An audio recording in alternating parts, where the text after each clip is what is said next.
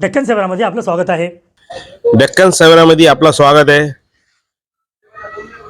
मुदखेड नगरपालिका निवडणूक 2025 साठी आपण प्रभाग क्रमांक 3 मध्ये आलेलो आहोत.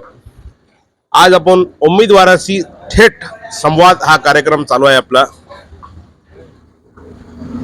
भाजपाचे अधिकृत उमेदवार शेख जलील शेख महबूब यांच्याशी आपण थेट संवाद साधणार आहोत. त्यांना विचारून घेऊ की आपण निवडणूक कशा मुद्द्यावर लढत आहे. आम्ही माझे मुख्यमंत्री अशोकराव चव्हाण साहेब, राज्यसभाचे खासदार अशोकराव साहेब आणि सुजाताई आमदार भोकर मतदारसंघाचे आम्ही जो निवडणूक लढवण्यासाठी आहे की नाही, विकासासाठी लढाले. साहेबांना जो विकास केलेले आहे सगळी जनताला माहीत आहे. आमचे साहेब जो आहे सुपर पार्टी सूत्रेच आहे. कामाला गती देणार साहेबच आहे. आता आपण सांगले की साहेब कामाला गती देणार आहे, परंतु आता लोक सांगत आहे की भाजपा जातीवादी पार्टी आहे, परंतु आपण मुस्लिम समाजामधून येत आहोत. परंतु आपल्याला जातीवादी पार्टी जाण्याचा विचार केला. कसं आहे, साहेब सगळे समाजाला घेऊन चालणार आहे. आम्ही जे माणूस जो बघितले सगळे समाजाला घेऊन चालणार माणसाला. आता आपल्यासोबत त्यांचे प्रतिनिधी म्हणून शेख वसीम मोहम्मद रफिक त्यांना विचारून घेऊ की ते पण प्रभाग क्रमांक 3 मधून इच्छुक उमेदवार होते. तर आपण इच्छुक उमेदवार होते, आपल्याला का उमेदवारी भेटली नाही? बघा पत्रकार साहेब, तुमच्या माध्यमातून मी नवी जनतेला, मतदारांना सांगू इच्छितो, मी इच्छुक होतो 3 नंबरमधून, पण साहेबाचा आदेश हा प्रथम आहे. कारण आम्ही अशोकराव चव्हाण साहेबांचे कार्यकर्ते अगोदर, नंतर दुसरं आहे. ठीक आहे. आणि दुसरी गोष्ट, मी इच्छुक होतो, मला उमेदवारी भेटली नाही असं माझ्यामध्ये काय नाराजगी नाही.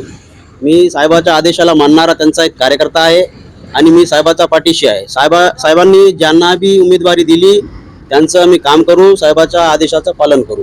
आपल्या भाजपामध्ये प्रवेश झाल्याच्या नंतर काही टीका टिप्पणी मुस्लिम बांधवाकडून झाली, परंतु आपण ना घाबरता अजून एक पाऊल पुढे ठेवून भाजपाचं काम असंच ठेवला तर आपल्याला भाजपा नक्कीच आपल्याला काही आश्वासन दिलं का?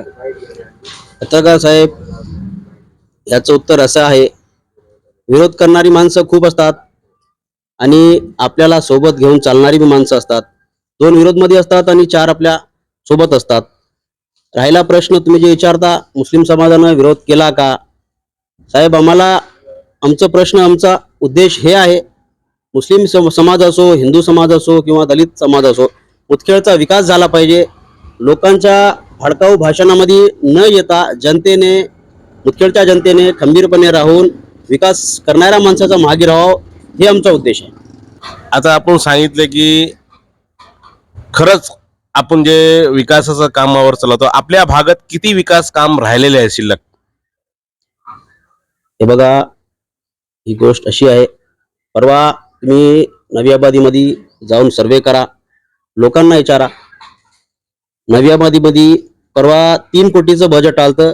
3 कोटीची कामे झालीत, रोडची कामे झालीत, नाल्याची कामे झालीत. आता तुम्हाला सांगतो, नवी आबादीमध्ये रोज पाणी येते. मुदखेडमध्ये तर येतच असेल, परंतु नवी आबादीमध्ये रोज पाणी आहे नळाला. दुसरी गोष्ट, फिल्टर पाण्याची पाईपलाईन साहेबांना केलेली आहे, ते पण चालू होणार आहे. आणि साहेबांना आम्हाला आश्वासन दिलेलं आहे की नवी आबादीचे जे घर आहेत ते इंदिरा आवास योजना मार्फत भेटलेले आहेत. आम्हाला ह्याचं मालकी नसल्यामुळे इथं घरकुलची सुविधा लोकांना भेटत नाही. अशोकराव साहेबांनी परवा नवी आबादीमध्ये त्यांची सभा झाली. त्यांनी सांगितले की येणाऱ्या काळात नवी आबादीच्या लोकांना मालकी हक आम्ही मिळवून देऊ. ते कसं करणार साहेब, करतील ते. आता आपण विचारून घेऊ की दुसरा एक उमेदवार आहे, प्रभाकर पांचाळ यांची आई उभा आहे. त्यांच्याशी विचारून घेऊ की आपल्याला मुस्लिम बहुल इलाक्यामध्ये आपण उभा आहोत, तर आपल्याला असं वाटतील का मुस्लिम बांधव आपल्याला वोट करतील का? मुस्लिम बांधव हे सगळेच आम्हाला चांगल्या प्रकारे प्रतिसाद द्यायलेत आणि त्यांनी 100% सांगले की आम्ही साहेबाच्या विकासाच्या मागे आहोत आणि साहेब जे म्हणतील त्या माणसाला मतदान करायला आम्ही तयार आहोत. साहेबा इतका विकास आजपर्यंत कोणी केला नाही आणि करणार नाही. आम्ही सगळे मुस्लिम बांधव साहेबासोबत आहोत आणि आयुष्यभर राहणार आहोत. आता आपण पाहू शकता की मुदखेड शहरात अनेक पार्टी उभा आहे रिंगणात. तर आपली लढत कोणासंग आहे? आमची लढत कुणासोबतच नाही, आमची लढत आहे फक्त काँग्रेस सोबत, दुसरा कोणता पक्ष नाही. काँग्रेस पक्ष जे होतं ते अशोकराव चव्हाण साहेबांचा बालेकिल्ला होता. तर आता त्यांचा बालेकिल्ला राहील का? आता तो बालेकिल्ला काँग्रेसचा राहिला नाही. साहेब इकडे आल्यामुळं हे भाजपचा बालेकिल्ला झाला आहे. माजी नगराध्यक्ष राम चौधरी यांनी सांगितले की प्रभाकर पांचाळला उगच इकडे आणि त्या बलीचा बकरा केला इकडे आणून. असं काहीच नाही. साहेबांनी लोकांच्या हितासाठी, सामान्य लोकांना न्याय मी माझ्यासारखा कार्यकर्ता देऊ शकतो या उद्देशाने साहेबांनी मला नयाबादी प्रभाग 3 मध्ये उमेदवारी जाहीर केली.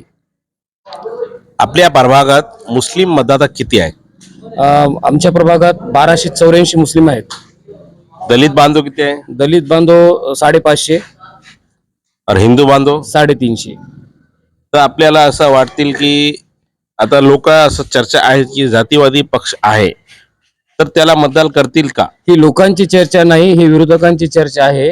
आणि लोकांचं फक्त एकच उद्देश आहे की विकासाच्या मागे आम्ही आहोत आणि अशोकराव चव्हाण साहेबांच्या मागे आहोत. आम्ही भारतीय जनता पार्टीला 100% तिन्हीच्या तिन्ही उमेदवार, नगराध्यक्षाच्या उमेदवाराला आणि 2 नगरसेवकाच्या उमेदवारांना बहुमताने निवडून देऊ असं त्यांनी आश्वासन दिलेत आम्हाला. आपण निवडून आल्याच्या नंतर आपल्या वाडामध्ये काय काम करणार? पहिला काम प्रथम सगळ्यात प्रथम काम करणार ते राशन दुकान नयाबादीमध्ये ओपनिंग करणार.